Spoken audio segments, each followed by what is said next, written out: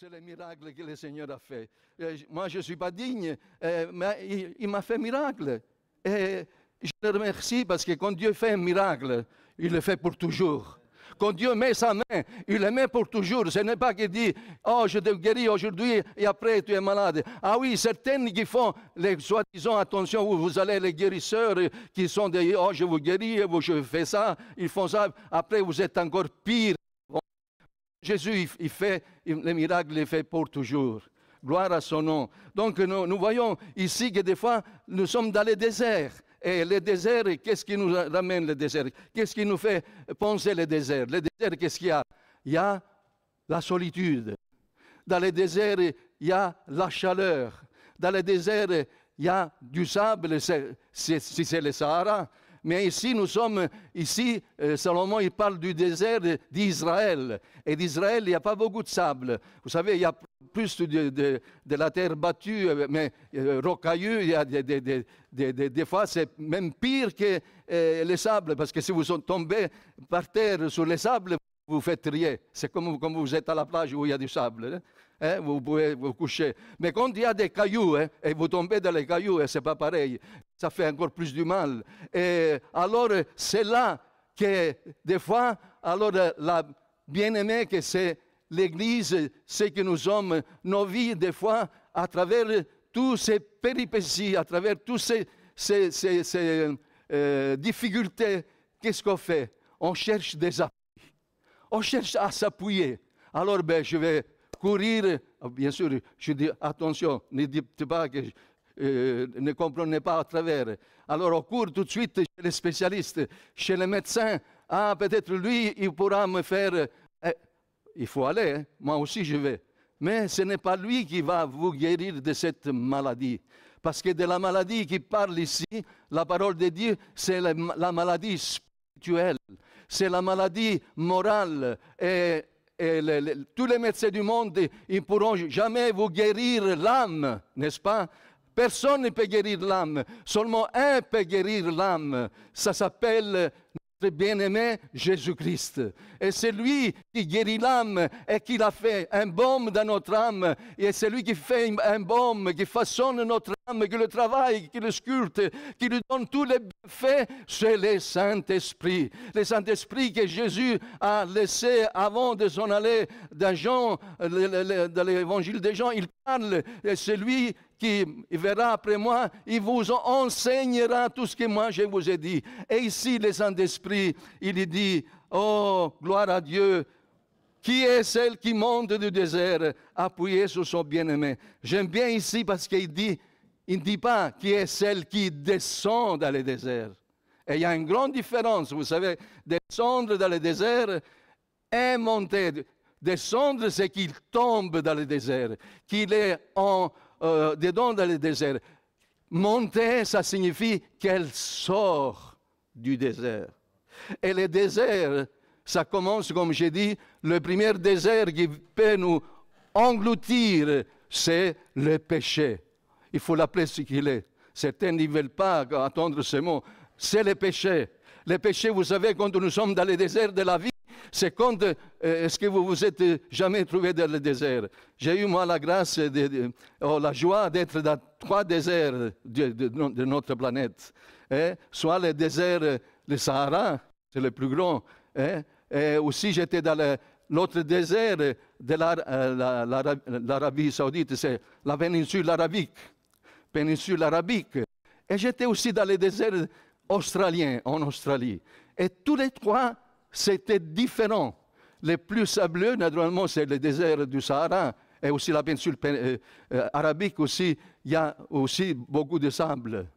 Mais le désert d'Australie, il n'y a pas de sable. Si vous allez, il y a encore, parce qu'il y a 2 déserts en Australie. Mais puisque j'étais à Sydney, donc on allait vers Alice Springs, c'est-à-dire au centre de la Sicile, j'allais dire, de l'Australie. Au centre de l'Australie, et vous savez, l'Australie, ce n'est pas la Sicile, la Sicile elle est tout petite, c'est vraiment une goutte dans l'Australie, parce que c'est un continent lui-même. Et là, alors il y avait du désert, c'est de la terre rouge, de la terre rouge à un moment donné, un peu comme du sable, mais pas vraiment de sable, mais après c'est rocailleux. Et vous avez des fois, que vous, et aussi dans le désert, aussi, vous trouvez, quand il y a le péché, qu'est-ce qu'il dit la Bible? Que les péchés, ils nous amènent à la mort. Tandis que la grâce, la grâce de Christ, il nous amène à la vie. Et vous savez, quand vous marchez dans le désert, c'est pour ça que j'aime bien ici, qui est celle qui monte du désert? Elle a passé tout le désert. Donc, c'est quelqu'un qui est vraiment... Elle en a vu de toutes les couleurs. Mais ce n'est pas la faute au Seigneur Jésus qu'on en a vu de toutes les couleurs. Parce que des fois, vous savez, alors souvent, on dit certaines, je me rappelle quand je suis arrivé à Colmar, ça fait longtemps, 1973, j'avais pris l'église italienne et il y avait deux familles qui étaient de la même famille. Et chaque fois, ils disaient, les péchés qui arrivaient dans la famille, ils disaient jamais c'est le péché, c'est la faute à mon fils, ou la faute à ma femme, ou la faute à mon mari. Non, ils disaient toujours c'est la faute du diable. Frère Samuel, c'est la faute du diable. C'est la faute du diable. C'est facile de dire la faute du diable. Hein? On met toujours tout au diable. Oui, c'est vrai, le diable, il existe. Comment? Mais attention, prenez aussi des fois notre faute. Quand c'est ma faute, c'est ma faute. Parce que si moi je suis un chrétien, la Bible me dit de m'appuyer sur Christ et de ne pas m'appuyer sur moi-même. Vous savez qu'est-ce qu'il dit l'apôtre Salomon, je veux dire, pas l'apôtre, nous sommes dans l'Ancien Testament, les apôtres sont dans le Nouveau Testament. Vous savez qu'est-ce qu'il dit Salomon en Proverbe chapitre 3, versets 5 à 8. Proverbe, chapitre 5 chapitre 3, versets 5 à 8. Confie-toi en l'Éternel de tout ton cœur et ne t'appuie pas sur ta sagesse. Ah oui, mais moi, j'ai 74 ans, donc moi, je connais la vie. Moi, j'ai presque 50 ans de ministère. Je connais la Bible par cœur. Moi, je sais ça. Moi, je sais tout. Je sais tout. Ah, moi, j'ai une tête. Je sais pas, ils disent les martiens, mais moi, je n'ai jamais vu un martien. Hein? Comme les martiens, vous savez, quand ils mettent dans les films extraterrestres. Et ça, c'est s'appuyer sur son intelligence. Moi, je sais.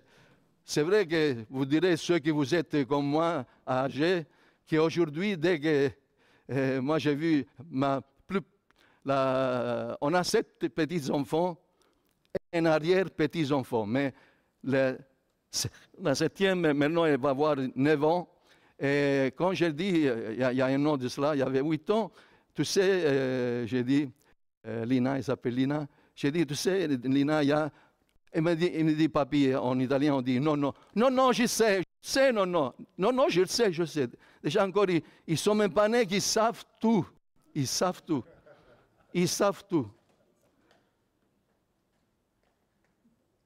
Quand nous mettons, nous appuyons sur le discernement, nous risquons de ne plus s'appuyer sur Christ. Mais pourquoi on s'appuie sur Christ? Et j'aime bien les bras de Jésus avec la fiancée.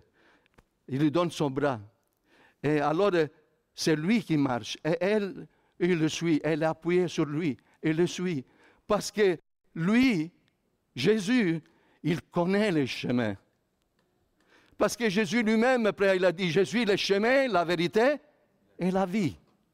Parce que lui, il sait quand il y a des endroits où il ne faut pas mettre les pieds. Vous savez, après, dans les déserts, je ne sais pas si vous avez vu, vous l'avez peut-être vu sur place, mais vous l'avez vu peut-être sur un film ou à la télé, mais il y a des endroits qu'il ne faut pas marcher. C'est pour ça que quand on va dans les déserts, nous, les Européens, on n'a pas ici de désert, mais n'importe, soit qu'on était, comme j'ai dit, en Sahara, soit quand on était en Arabie Saoudite, soit quand on était en Australie, on avait un guide. Et les guides, qui a marché avec un guide? Levez la main. Quand vous êtes parti avec un guide. Les guides, ils ne marchent pas derrière vous. Ils marchent devant vous. Lui, il est toujours devant. Parce que lui, il sait où mettre les pieds. Parce que lui, il connaît la route. Et Jésus, il doit être devant. Si nous nous appuyons sur Jésus, parce que lui, il connaît la vie, le chemin. Et dans le désert, je disais, vous avez vu, quand on arrive à certains endroits, je me rappelle, nous, on était sur les chameaux, arrivés sur les chameaux, et moi j'ai dit, on était une vingtaine de chameaux, on a marché sur les sables, et après, tout d'un coup, au lieu d'être tout droit, je voyais de loin qu'il y avait la tente des Bédouins. Mais ils ont fait à gauche, tout un tournant comme ça, ils ont tourné comme ça, au lieu d'aller tout droit. Et après, moi, naturellement, en ignorant du désert, j'ai dit à un des Touaregs, j'ai dit, mais pourquoi on a fait ce détour? Vous savez qu'est-ce qu'il m'a dit? Parce que là, il y avait des sables mouvants. Et les sables mouvants, dès que vous êtes dedans, et plus vous bougez, plus vous vous engloutez. Et c'est une image spirituelle. Quand nous ne nous appuyons pas sur Christ, alors voilà, Christ, il sait les dangers, alors il nous amène, parce qu'il connaît la vie, le chemin vers le ciel. Alors nous faisons de notre tête, et voilà, on tombe dans les sables mouvants. Et encore après, on cherche à encore, ouais, mais je n'ai pas besoin des autres, je vais m'en sortir, on bouge encore plus, on bouge encore plus, et on s'enfonce plus. Vous savez, le chemin du chrétien, et nous le savons tous, ce n'est pas fait de roses et fleurs, de tapis rouges.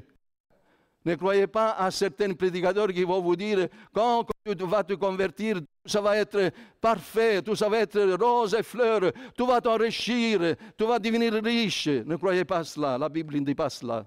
La Bible dit qu'on passera par des tempêtes, par des endroits durs, des endroits où des fois on pleure, des endroits où on a mal, mais la chose plus importante, c'est que nous avons notre main appuyée à Christ, notre bras appuyé à son bras. Et nous en sortons, même quand nous sommes dans la maladie, quand nous sommes dans le désespoir, quand nous sommes dans le deuil, quand nous sommes et que nous ne savons plus quoi faire. Alors Jésus, il est toujours là, notre bien-aimé, et il nous donne son bras. Appuie-toi sur moi, nous dit Jésus. Appuie-toi sur moi. N'aie pas peur, appuie-toi sur moi et toi, tout t'en sortiras. On peut s'en sortir seulement si on s'appuie sur Christ.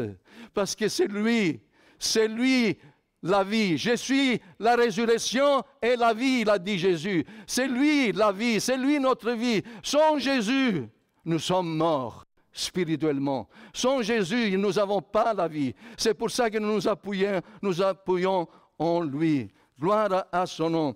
J'aime bien quand la Sulamite, elle parle de son bien-aimé. Donc, ici, il parle de son bien-aimé au chapitre 5, des Cantiques, bien sûr, au verset 15. Je ne sais pas s'il y a. Chapitre 5, verset 15, il dit « Ses jambes sont des colonnes de marbre blanc, posées sur des bases d'or pour son aspect, et comme le Liban, distingué comme les cèdres. » Gloire à son nom. Voilà les soutiens de l'Église. Ses jambes, les jambes, la puissance du Seigneur Jésus sont des colonnes de marbre blanc. Vous savez, le marbre, c'est un matériel, c'est du minéral qui reste des siècles et des siècles. Et vraiment, sa dureté et sa possession. Et aussi, le blanc, la pureté de Christ. Gloire à Dieu. Et nous voyons aussi qu'il est basé sur l'or pur. Vous voyez que c'est toujours des minéraux très chers. Parce que notre Dieu, notre Jésus, il est magnifique. Nous l'avons chanté et entendu. Notre Dieu, notre Jésus est magnifique. Et en lui, nous pouvons nous appuyer. C'est le soutien de l'Église que nous avons expérimenté. Un Dieu fort. Gloire à Dieu. Et après, il dit aussi que nous sommes, il est comme les cèdres. Les cèdres, vous savez, les cèdres du Liban, ce sont des arbres majestueux, que quand il y a des tempêtes, ils ne peuvent pas les faire tomber. Et sont vraiment solides. Frères et sœurs, il n'y a pas plus de solidité que dans les bras de Jésus. Dans les bras de Jésus, nous avons la meilleure solidité. Aujourd'hui, nous attendons plus que jamais, l'Europe a peur et cherche une solidité, donc ils cherchent à l'armement parce qu'ils ont peur entre la Russie et alors l'Amérique qui laisse tomber. Alors ils cherchent, mes frères et sœurs, nous avons un appui solide. Nous ne savons pas ce qui va être demain. Et une chose sûre, ça nous intéresse, que nous voulons nous appuyer dans les bras de Jésus. Et quand nous appuyons dans les bras de Jésus, alors nous savons que nous sommes sûrs et dans notre pèlerinage d'arriver à Canaan. Pas Canaan, la Palestine, pas Jérusalem terrestre, mais la Canaan céleste. Vous vous rappelez, quand on parle de Canaan et de voyage, vous vous rappelez le peuple d'Israël, ils ont sorti de l'Égypte 40 ans et ils ont dû passer 40 ans parce qu'ils ne se sont pas appuyés sur Dieu. Hein? Même s'il y avait Moïse, mais combien de fois le pauvre Moïse, il en a vu, hein? Mais il en a vu de toutes les couleurs. Mais rappelez-vous que qui ils sont arrivés dans la Canaan céleste? Qui? Seulement 2 tribus. 2 tribus sont rentrées. De tous les peuples d'Israël, seulement 2 tribus sont rentrées dans le Canaan. Dans la Canaan terrestre, naturellement. C'était la tribu de Caleb et la tribu de Josué. Seulement les 2 tribus. Tous les restes, ils sont morts où? Dans le désert. Ah, moi, je ne vais pas mourir dans le désert. Et je pense vous aussi, hein? Qui va mourir dans le désert? Personne, n'est-ce pas? Nous ne voulons pas mourir dans le désert. Nous voulons, si le Seigneur ne vient pas, nous voulons passer dans les mains de notre bien-aimé qui nous amène au ciel près de lui, n'est-ce pas? Hein? Qui veut aller au ciel? Levez les mains. Moi, je lève les 2. Hein? Nous voulons aller au ciel, n'est-ce pas? Et nous voulons suivre, nous appuyer sur Christ. Gloire à Dieu. Regardez ce qu'il nous dit le psaume 46 au verset 2. Le psaume 46, verset 2, il nous dit ceci, les psalmistes. Dieu est pour nous un refuge, et un appui, un secours qui ne manque jamais. Ah, j'aime ça. Qui ne manque jamais dans la détresse. Il ne manque jamais. Il ne te laisse jamais. Il ne te laisse pas, comme des fois certaines que nous avons dit, ah, il va me secourir, c'est mon ami, c'est mon voisin, ou peut-être des fois même c'est mon frère, ou des fois peut-être c'est la famille, et des fois on nous laisse tomber. À moi ça m'arrivait, peut-être à vous, non? Non? Et il nous laisse tomber. Mais Jésus, il ne nous laisse pas tomber. Jésus, il ne te laisse pas tomber. Non, non, non, non, non, non. Tous, ils peuvent te laisser tomber. Et dans la Bible, il dit, même si ta mère, ton père, ils vont t'abandonner. Moi, je t'abandonne? Non, non, non, non. Je ne t'abandonne pas. Je ne t'abandonne pas. Gloire au Seigneur. Alléluia. Un refuge, un appui, un secours qui ne manque jamais dans la détresse.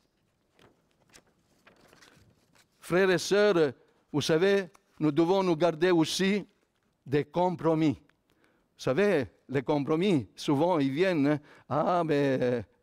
et les compromis, après, on se salit avec les compromis, spirituellement. Et nous devons faire jamais des compromis. aucun compromis avec les péchés, aucun compromis avec celui qui veut notre âme. Et en Jérémie, chapitre 17, versets 5 à 8, je ne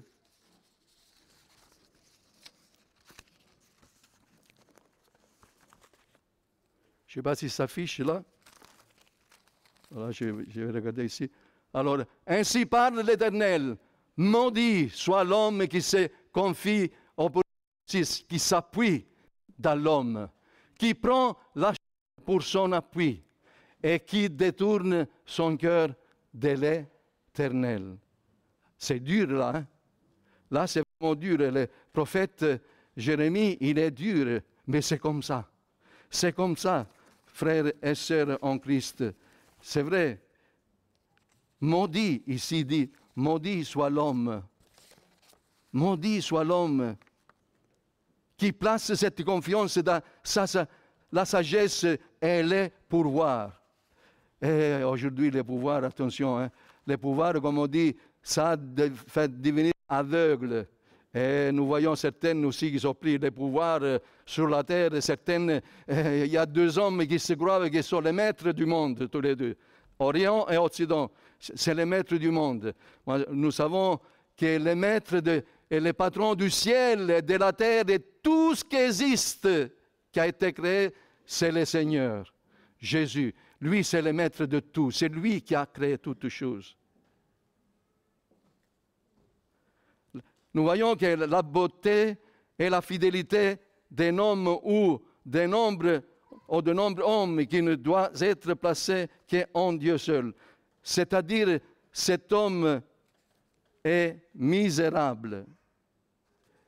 Et en Jérémie, on avait lu là 5 et 6.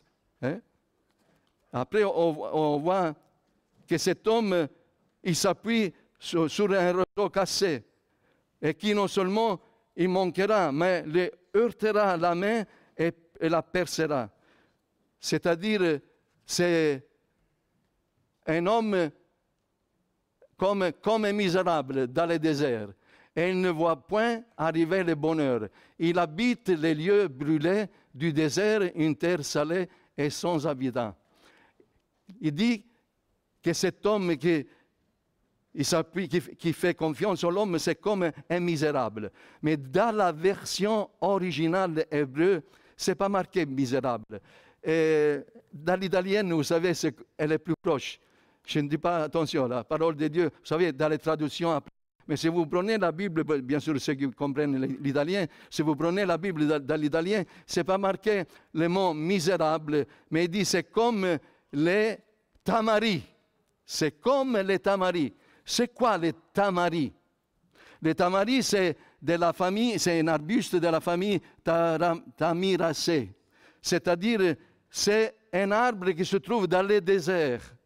Cet arbre qui se trouve dans les déserts, moi je le surnomme vraiment l'arbre narcissique. Ah, je suis là, comme je suis beau, regardez-moi. Ah, je fais des fleurs, mais regardez-moi, je suis trop beau, mais il est dans le désert. Mais cet arbre, il parle ici la Bible, cet arbre, il ne fait pas de fruits, cet arbre, il ne sert à rien, et cet arbre, il n'en profite de rien. Quand il y a le moment de la pluie, ce n'est pas qu'il garde la pluie, tellement il est plein de lui qu'il reste sans pluie, il reste sans eau. Et il est là, toujours à rien faire. Et c'est pour ça qu'alors il dit, c'est comme un misérable. Et c'est vrai, l'homme qui se confie à l'homme, il est vraiment un homme misérable. Et quand je dis homme, naturellement, ça ajoute aussi la femme. Et il ne voit point arriver le bonheur. Il ne verra jamais voir le bonheur. Il habite dans des lieux brûlés du désert, dans une terre salée et sans habitants. Il n'y a pas plus que de l'aridité. Il est aride, il est sec, mais lui, il croit, les narcissiques. Et aujourd'hui, malheureusement, il y a déjà eu des hommes narcissiques, mais aujourd'hui, narcissisme. Ça suffit que vous ouvrez Internet et je parle aux jeunes. Moi, je ne suis plus un jeune. Je suis un moins jeune, pour ne pas dire vieux. Alors, les jeunes, ils ouvrent sur Facebook, alors ils regardent, qu'est-ce qu'il est bon, et il sait ça, il connaît tout, il est très bon, et alors lui, il ajoute, je suis ingénieur, j'ai bac, j'ai des masters, j'ai ça, j'ai beaucoup de choses. À la fin, il n'a rien du tout. C'est tout du pipeau, comme on dit, tout de mensonge. Mais vous savez qui c'est le père du mensonge? Le diable. Et il sait dire que ça. Il sait dire qu'il y a de mensonges. Alors, voilà que, tout ce qui est bon, il n'aura jamais de bon. Vous savez, quand on s'appuie sur Jésus, quand on s'appuie sur le bien-aimé, on s'appuie sur la bénédiction. Parce que la bénédiction, il vient d'où? La bénédiction, il vient seulement du ciel, pas de la terre. La bénédiction, il vient de Jésus. Quand nous nous appuyons sur Jésus, nous avons la bénédiction. Béni soit l'homme qui se confie dans l'Éternel, et dont l'Éternel est l'espérance. Vous savez, tous ceux qui ont mis l'espérance ailleurs, ils sont morts sans espérance. Et j'ai connu malheureusement certains qui étaient avec moi quand ils se sont convertis, naturellement ils étaient en Sicile, qui sont en Sicile, mais ils ont abandonné le Seigneur. D'autres je les connus en Belgique, d'autres je les connus en France, et ils ont abandonné le Seigneur parce qu'ils espéraient sur les choses, ils espéraient sur quelque chose de bien. Certains ils espèrent aussi à un bon travail. Quand ils ont dit mais maintenant j'ai un bon travail. Je regarde l'heure parce que je ne veux pas vous... je vais continuer ou je dois arrêter? J'ai un bon travail. Maintenant, j'ai un bon travail. Je suis sauvé, certains nous ont dit. Je suis sauvé. Tu es sauvé. Seulement Jésus sauve. Ah oui, c'est vrai qu'économiquement, on a besoin. Mais un bon travail, il ne va pas te donner le salut de l'âme. Une bonne famille, il ne va pas te donner le salut de l'âme. Même une bonne église, attention. Notre église, elle est magnifique. Et je ne parle pas des murs, hein. C'est vous les magnifiques. Hein. Notre église, l'église de Christ. Hein. Mais l'église, il ne nous sauve pas non plus. C'est qui nous sauve? Jésus. Et on va s'appuyer sur Jésus. Souvent, dans toutes les cantiques, des cantiques, du chapitre 1 jusqu'au chapitre 8, j'aime bien, comme je vous ai dit, c'est poétique. Parce qu'il dit, c'est des mots sublimes. Vous savez, j'aime bien la poésie. J'ai écrit seulement 2 poésies en français, mais j'en ai écrit 18 en italien. Donc, j'avais aussi... Alors, j'aime la poésie. Et surtout, ici, il dit, oh, ma bien-aimée. Oh, ma bien-aimée. Combien de femmes il voudraient que son mari lui dise toujours ça. Hein? Oh, ma bien-aimée. Jésus, il dit à son épouse. Jésus, il dit à l'Église, oh, que tu es belle. Que tu es belle. Vous pouvez le lire à la maison. Hein? Que tu es belle. Et il arrivera à dire aussi, mais attention, écoutez bien, il arrivera à dire aussi, le Seigneur à son Église, oh, que tu es belle, ma parfaite. Parfaite, je ne suis pas parfait. Mais aux yeux de Jésus-Christ, nous sommes parfaits. Et aussi, lui, il veut nous amener à la perfection. Il veut que le jour, parce que nous ne sommes pas mariés, hein, personne n'est marié, de tous ceux que nous sommes ici, personne ne s'est marié encore avec Jésus. Nous sommes tous fiancés. Le mariage, ça va être le jour quand, 2 Thessaloniciens 4, 17, quand Jésus va s'arrêter dans les nuages, et alors nous allons rencontrer avec lui pour aller fêter les noces de l'agneau.